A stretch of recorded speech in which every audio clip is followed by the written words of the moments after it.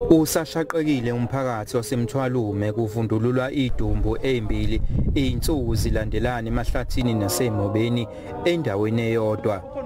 Idumbu ngezabesifazane zitholakala izinqunu futhi zibolile. Zonke ngezabantu abahlala eMthwalume. Omunye wagwazwa. Lo tholwe izolo abantu abebeyotheza uchazwe njengokuthi uzamachiliza.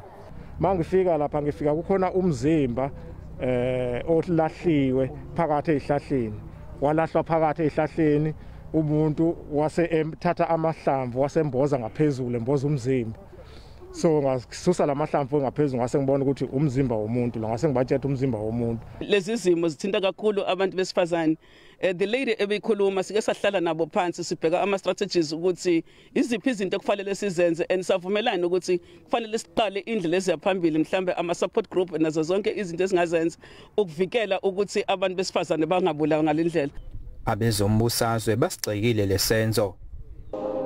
Sincenga kakhulu kodwa amaphoyisa ukuthi engathi siyafisa ukuthi amaphoyisa asungule ithimba elizophenya kube khona ababoshwayo kulesimo ngoba umphakathi uyaxwaya ngempela ukuthi awuzazi ukuphepha kwawo ukuthi kwamba kufike emakude. Kanti bangaqasha kakhulu manje uma kukhona nje ongabuyanga ekhaya hambani niyombika ngaleso sikhathi. Ungathi inyama la ihlukana namathambo kulesi simo esibhekene naso la sokubulawa kwabantu besifazane kungakho nje sigcizelela kumhlonishwa ucelo wamaphoyisa ukuthi akalithathe lolu daba njengodaba oluphuthumayo. Wonke lamacala labantu besifazane atholakala kulendawo aphenywa i-team efoniwe la kule district ngale Potchefstroom ukuthi ke kuphenywe abantu abathizeni abazobheka ukuthi ngempela lamacala ayahambelana inkodwa singamaphoyisa sisho ukuthi asingasikwazi ukuthi siconfirm ukuthi kunomalugaju kodwa futhi asikwazi ukuthi sikuphike lokho kuzovezwa investigation izokwenziwa amaphoyisa.